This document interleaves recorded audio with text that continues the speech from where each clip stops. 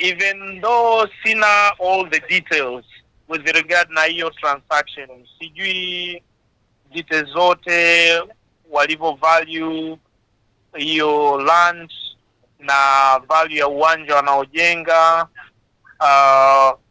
na the only issue kwangu mie ambayo labda inakuwa ni questionable ni hiyo lifetime rights. Sijajua the 50% waliogawiana wamegawiana kwamba ni nini 50%. Yani kuhusiana na mapato ambayo yanapatikana, umiliki, yani kile ambacho kinapatikana, klabu inakuwa na 50% na mwekezaji ambao mjenzi anakuwa na 50%, yani kwamba yule ambaye anaujenga uwanja GSM anapata 50%, yani kwenye mapato ambayo yanapatikana, yani namna umiliki wa uwanja mzima kama kiingilio, kama kiingilio. Sometimes labda kunaweza ukaja timu nyingine zinataka kuitumia uwanja, ndio inamaanisha kwamba watagawana 50/50, 50 kwa 50, na uwanja labda unaitwaje? Uwanja utaitwaje?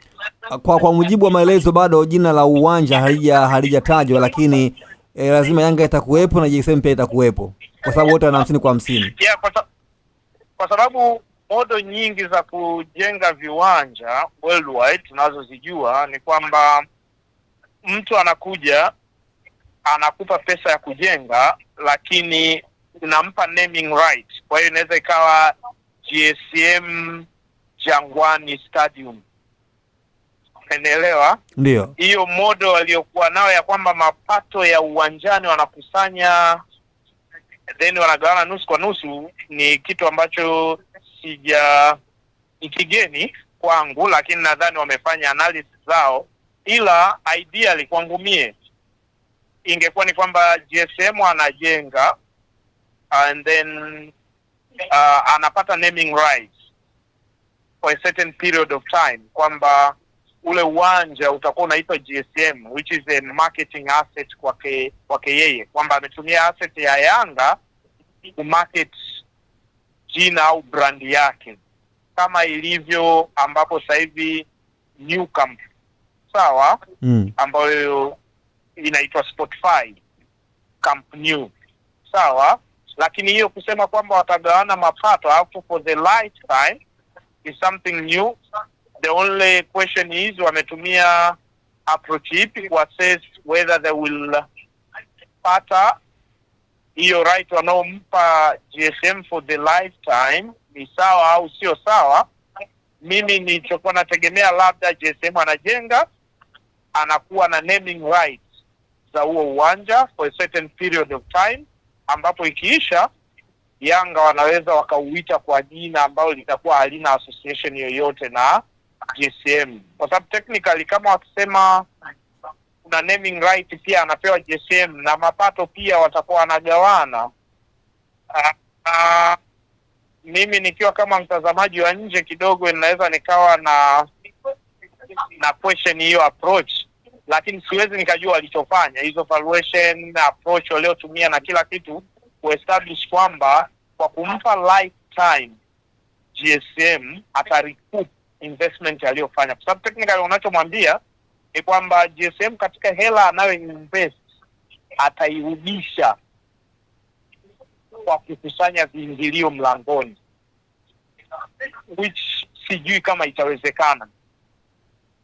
Sijui kwa sababu around the world sasa hivi watu attendance uwanjani zinazidi kupungua miaka inavyozidi kwenda mbele, kwa sababu watu wanaangalia kwenye television, lakini pia tuna Gen Z wanaokuja ambao they are not interested kwenda uwanjani. Sasa sijui wamehesabishi vipi kujua kwamba kwa kumpa labda lifetime ataweza kurupupu hiyo hela, lakini kwa kumpa lifetime technically what you are saying hiyo asset 50% sio ya kwako, ni ya GSM, na 50% ndio ya kwako.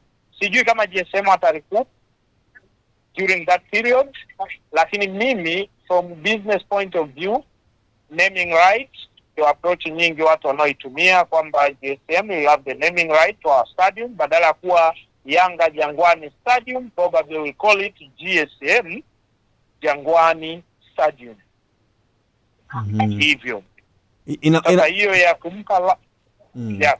Ina maana kwamba kwa hiki ambacho umekifanya, kwa unapozungumza kwamba 50/50, haikupaswa kuwa hivyo kwa mtazamo wako unavyoona? Ndio maana nikasema sijui methodology waliotumia, kwa sababu kwa kumpa lifetime ni sawasawa mimi kaka nije nijenge kwenye kiwanja chako, tukubaliane kwamba bana nakupa kiwanja wewe unajenga maduka, alafu kwa miaka yote itakayobaki tutakuwa tunagawana rent inayopatikana 50/50. Aidha nitakuwa nimemaliza kurudisha kile nilichotumia kujenga or not, hiyo haijalishi. Sasa siko sure, siwezi nikasema kwamba it's wrong au right, wenda ikawa GSM from perspective yake ya hela anayotumia, kwa sababu kujenga uwanja si jamani, sio bei nafuu, sio kwamba unajenga nyumba. Ni expensive, ni hela yake anaitoa leo ambayo unampa kwamba ataifanya kwa miaka 100 ijayo, 100 ngapi itakuja, umeelewa? Kwa hiyo huwezi ukasema kwamba ni right or wrong until wape nafasi viongozi wa Yanga. Nafikiri wako ndo entitled to explain kwa nini wamempa lifetime kwa wanachama wao. Sisi tunaweza tukakaa nje tukaongea sana kama mashabiki au wachambuzi na kadhalika, lakini hatuna fact ya kwamba walitumia approach ipi mpaka kufika wakasema tunampa lifetime 50%. Wenda ikawa walipiga hesabu zao wakafanya projection ya mapato yatakayokuwa yanapatikana, of which sidhani kama mtu unaweza ukaproject miaka 200 ijayo mapato yatakuwa kiasi gani ambayo itamwezesha GSM kurudisha hela yake. Ndio maana wakati naanza nikasema model nyingi zinazotumika around the world ambazo tunazijua hata Europe ni naming right. Mtu anakuja anaweka hela yake, hatarajii kurudisha hela yake kwa kulipwa, ila atairudisha hela yake through branding, kwa matangazo ya ule uwanja. Kwa matangazo kwamba uwanja badala ya kuwa unaitwa Jangwani Stadium utakuwa unaitwa GSM Stadium. Kwa hiyo ile tu kuitwa GSM Stadium ni tangazo. Ndio maana nikasema kwa mfano Spotify na Barcelona, Spotify ule uwanja tunajua ulikuwa unaitwa Camp Nou, sawa, miaka yote, lakini sasa hivi umebadilika kwa sababu Spotify ndio wamefinance the biggest part of hilo, wamenunua naming right, finance reconstruction ya ule uwanja. Ndio maana uwanja utaitwa Spotify Camp Nou, New Camp, sawa, wengi tumezoea kuita New Camp, lakini ni Camp Nou ambayo itakuwa na Spotify. Spotify hapati kiingilio chochote kwenye makusanyo ya Barcelona ya kiingilio. Spotify hapati shilingi, ila yeye kwa jina lake kutumika, yani kutumia Spotify kwenye uwanja wa Camp Nou ndio anavorudisha investment yake. Kwa hiyo ndio maana nikasema hiyo model waliotumia walikuwa na base ya kuamua hivyo, lakini model nyingi tunazotumia sponsor wa ujenzi wa uwanja mara nyingi atapata naming right, atarudisha hela yake sio kwa kukusanya viingilio, atarudisha pesa yake kwa kufanya branding ya uwanja. Sawa. Na kwa jinsi ambavyo nilivyomsikia engineer hakuweka wazi moja kwa moja kwa sababu namna ya mkusanyo ama mgawanyiko wa hizo 50/50, kwa kwamba huenda pia ikawa ni kwamba bado kuna mkanganyiko kwamba kwa sababu hakuwekwa wazi kwamba je hizo 50 na kwaje, lakini mara nyingi inapokuwa 50/50 si kila kitu kinahusika kwamba kama hiki mtagana nusu kwa nusu, si ndio hivyo mara nyingi kama 50/50? Kama ni 50/50 inamaanisha sasa, angalia sasa kitu kingine kinachokuja zaidi kwenye hilo swala ni kwamba 50/50 ni nini? Mapato, umiliki wa uwanja, umiliki wa uwanja. Sasa unaposema 50/50 inakupa entitlement kwenye nini? Profit itotokana na mapato na matumizi ya uwanja au ni mapato peke yake? Kwa sababu kumbuka, chukulia ni game, labda chukulia ni Champions League game, inafanyika uwanja wa utakapoitwa GSM Jangwani Stadium, sawa.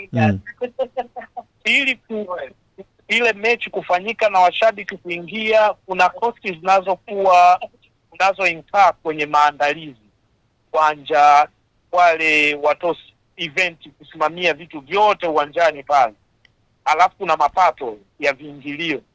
Hichi ambacho unasema ni 50% inawakilisha mapato peke yake, au itampa entitlement ya kwamba mechi ikichezwa pale zitapatikana milioni 100, tutatoa cost zilizoinkaa kwenye maandalizi ya uwanja kwa ajili ya mchezo, sawa, watu waliofanya kazi, kwa sababu kumbuka kuna watu watakuja kwa ajili ya kufanya siku ya mechi, kuna vitu vingi vinavyotokea kwenye hiyo event. Tutatoa ile, hapo itabaki na profit, hapo mnagawana 50/50 au 50/50 inamaanisha nini? Umiliki, unaposema umiliki wa 50%, ina represent nini? Imeattach nini? Mapato, naming rights. Kwa sababu ukimwambia leo GSM anapata 50% ya kile kinachojengwa, yeye atakuwa anapata nini? Naming rights, au atakuwa anapata ingilio. Kwa hiyo lazima kuna details ambazo ndio maana nasema zinaweza zikawa hazijulikani kwetu sisi tuliko nje, na engineer Hersi, labda watu ambao waandishi wa habari ambao walikuwepo kwenye hiyo press conference yake wangeweza kumuuliza kwamba unaposema una umiliki wa 50% inamaanisha nini kimkataba? 50%, basi imeisha, uwanja utakapokuja ina itaitwa Yanga Stadium, au hiyo 50 atakayoipata GSM itakuwa ni kwamba naming rights zitakuwa kwake yeye, au ni mapato ya uwanjani. Hiyo nafikiri kuwe lazima kuwe na clarity, especially kwa members wa Yanga. Mimi siongelee washabiki wa pembeni. Members wa Yanga ambao ndio wamiliki wa Yanga ndio watakuwa waulize details kama hizo, kwamba unaposema 50% au ownership ya uwanja inamaanisha nini? Kwa kiwalisia kwamba unapozungumza 50% ilipaswa kwamba kuweka mchanganuo 50, yani kwamba hiyo 50 ikoje? Yes, 50, unaposema 50 unamaanisha nini? 50 itakuwa rent tunaokusanya, au vingi yote tunapokufanya tunagawana 50, au nini? Okay. Kwa hiyo nafikiri kama ni kuuliza, ndio maana nikasema kama ni kuwauliza viongozi, neno hilo inabidi kuuliza kwamba unaposema 50 unamaanisha nini?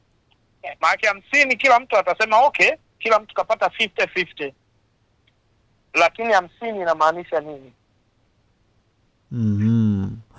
Okay.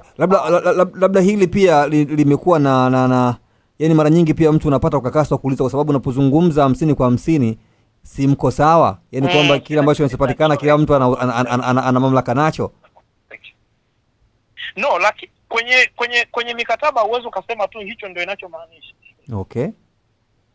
Sio kwamba kinachomaanisha, kwa sababu if you say 50/50 inaweza ikawa GSM kaamua kujitolea tu, yeye yuko proud tu kwamba anajenga ule uwanja, atakuwa na 50%. Anasema 50% ni nini sasa?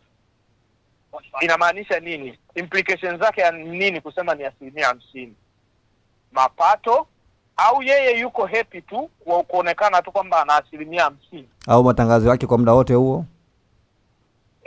Au uwanja anaposema 50% anamaanisha kwamba Yanga watakuwa wanamiliki uwanja, watajua wenyewe wanautumiaje kufanya mazoezi, kukodisha watu, kufanya wanachojua, mechi watachezea hapo, amewaachia Yanga, lakini labda yeye anataka tu ule uwanja utaendelea kuitwa GSM Jangwani Stadium. Anaweza kawa hiyo ndo anachotaka, au anaweza akasema mimi nimetoa bilioni 10, nitataka irudi bilioni 10. Nataka hela, nimetoa hela, kwa sababu unapojenga uwanja unatoa pesa, labda ni bilioni 10, bilioni 20, bilioni 30, 50, 60, whatever walicho estimate kwamba ndio watatumia kujenga huo uwanja, kwamba hii pesa naitoa, nitahitaji irudi, sawa, na inarudi labda na interest, riba, na charge riba. Kwa hiyo kama nimetoa bilioni 100, nitarudishia bilioni 120, na ili mimi niweze kuipata hiyo bilioni 120 tutakuwa katika vile viingilio mnavyokusanya, mimi nachukua 50 na nyie 50. Hiyo pia inaweza ikawa ni arrangement. Kwa hiyo hivyo vitu ndio maana nikasema inabidi ukisema unahukumu kwamba decision ni mbaya wakati hujui fact, unaweza ukawa unawaonea viongozi wa Yanga, utakuwa sio fair. Kikubwa ni kwamba ujue details wanapomaanisha 50% ni nini, na kama tunaongelea ni benefit GSM atapata ni vipi, mapato ya uwanja au atakuwa ni ile naming right ndio tumempa ndio 50% yake for life. Even though mimi kwa mikataba mingi ambayo nimeiona ina ukomo, mikataba mingi ambayo imejengwa na watu wengine ina ukomo, unless club labda ilitoka ikaenda kuchukua mkopo benki kwa jina lake, ndio ikajenga, ikishamaliza inaanza kumtafuta sasa mtu wa kujuzia naming right. Kwa mfano Tottenham kwa watu wanaojua mpira alikuwa na White Rain, si ndio? Wakajenga uwanja mpya Tottenham Hotspur Stadium, ile walienda wakachukua mkopo, wamejenga kwa mkopo mpaka wameumaliza, na actually sasa hivi Tottenham wanatafuta mtu wa kumuuzia naming right. Umeelewa kwamba sasa njoo sasa mezani, uwanja wetu tayari uko hapa, tuichukua mkopo, hatuhitaji pesa yako as pesa, ila sisi tunataka kuuzia naming right ili tuuite so and so Tottenham Stadium au so and so Stadium, lakini wameujenga kwa hela yao, wameenda kuchukua mkopo. Kwa hiyo kwa mfano kama Yanga sasa hivi wangesema labda tumetoka tumechukua mkopo kwa GSM, huo ni mkataba wa kimkopo, tutarudishiwa, itabidi tumrudishie pesa yake. Kwa hiyo how are you going to return that money kwa GSM? Ni nyewe kwa sources zenu za income, zinaweza ikawa viingilio, zinaweza ikawa labda matangazo ya majezi, commercial income mnazopata, mtamrudishia nyewe as a club. Okay. Sawa. Kwa hiyo kwamba inaweza kawa kwamba 50% kwa 50 zikahusika kwenye matangazo yake ya GSM kwa muda wote, ikawa hivyo. Yes, inaweza ikatokea labda 50 kwa 50 wanamaanisha kwamba moja, kwa sababu kumbuka kuna vitu ambavyo watu inabidi waelewe. Klabu ina marketing asset nyingi. Kuna jezi, main jezi za match jezi ambayo kuna matangazo mtu amekupa yale ya kifuani, kuna matangazo ya kwenye bega etc. kutokana na utaratibu ulivyo. Hiyo ni asset ya club. Sawa? Kuna jezi za mazoezi, kuna uwanja etc. Sasa ukisha kuwa na hizo asset ndio unaweza sasa ukasema okay, na asset sasa hivi nampa nani. Kwa hiyo GSM kwa mfano kama sasa hivi sikumbuki kwenye jezi za main za kwenye match kama anatangaza, maana huo ni mkataba tofauti kabisa. Ni tofauti. Kwa hiyo kama inakuja kwenye uwanja, inamaanisha GSM kama ni kutangaza jina lake itakuwa ni kwenye naming right, kwamba bana 50% yangu tunaoita 50% ya hii nao hapa pesa kwa ajili ya investment, na nyinyi mmeleta kiwanja, mmeleta ardhi, ni kwamba mimi nitapata kwenye ule uwanja jina itakuwa lina represent nini, na labda kwenye billboard nje ya uwanja nitakuwa natangaza bidhaa zangu. Hilo ni swala la negotiation kwenye contract, lakini kwa sababu hatujui kilichomo kwenye contract, au huenda kwamba huenda kwenye uwanja kuna kuwa na maduka akafanya biashara zake. Exactly. Inategemeana na mkataba. Anaweza akasema bana, katika uwanja ni kujenga, kwa sababu uwanja unajua ni building. Kuna uwanja ile pitch na kuna ili majukwaa, na wanaweza wakawa na maduka, hotel etc. Anaweza sasa infrastructure ya maduka na facilities zote zinazozunguka uwanja zitakuwa za kwangu, zitakuwa chini yangu. Yaani mimi ndio nitapangisha wapangaji wa maduka, mimi labda ndio nitakuwa na operate gym, labda itakuwa pale etc. Sasa huo ni mkataba ambao umekubaliana kwenye ujenzi huo uwanja. Kwa hiyo kiwalisia kwenye hili nadhani kuna haja pia ya kutambua vizuri mkataba huo wa Club Young Africans. Yes, ndio maana nikasema kwa waandishi wa habari nyie ambao mna engage na viongozi wa hizi club, especially kwenye hili swala kama viongozi wa Yanga, maswali sio kwamba create tension kwa wanachama, kwa sababu mtu anaweza akatoka akasema hii ni kosa. Je, umeuliza hiyo 50% ni nini? Kwa sababu hayo ndio maswali ambayo inabidi umuulize kiongozi akuelezee. Inaweza ikawa justifiable kwa nini tumempa for life. Na amegusia kwenye eneo hilo, amesema kwamba kama kungekuwa na namna ya kulipa kiasi cha fedha kutokana na gharama za huo ujenzi, anaeleza kwamba ingekuwa zaidi ya miaka 50, yani kwamba kutokana na gharama za uwanja huo, na nadhani watatoa pia ripoti kamili kuhusiana na gharama za uwanja. Lakini pia amezungumza kwamba hata kukikuwa na mwekezaji, yani kwamba kwenye uwanja huo hauhusiani na uwekezaji, ila mwekezaji ambao watakaoshinda watabezi kwenye ile 50% ambao ya klabu. Okay. Lazima kwanza kwa mazingira yetu kama nchi, lazima tukubali mchango wa hao wafadhili kama GSM. Hilo watu wasianze kuleta siasa wala nini. Hao watu wanatoa pesa zao kusapoti mipira yetu. Sawa, timu zetu za Simba, Yanga na kadhalika. Sasa leo hii mimi naamini engineer na experience aliyonayo angetoka akaenda kwenye financial institution yoyote Tanzania kutafuta hela ya kujenga uwanja, sidhani kama kuna benki ingempa mkopo. Sawa? Na labda hata kama wangempa, uwezekano wa Yanga kuilipa hilo deni kama club ikachukua miaka 50, 100 etc. Ndio maana nikakwambia kwa analysis waliofanya probably walipiga hesabu wakasema labda ni more than 50 years kwamba tungeweza kurudisha. Kama ni more than 50 years, kwa nini tusimpe GSM ambaye anajitolea kwa mapenzi yake kwa Yanga, tumpe for lifetime? Kwa hiyo lazima kuna analysis walifanya. Mimi sitaki kuamini kwamba viongozi wa Yanga wajua wanaolifanya.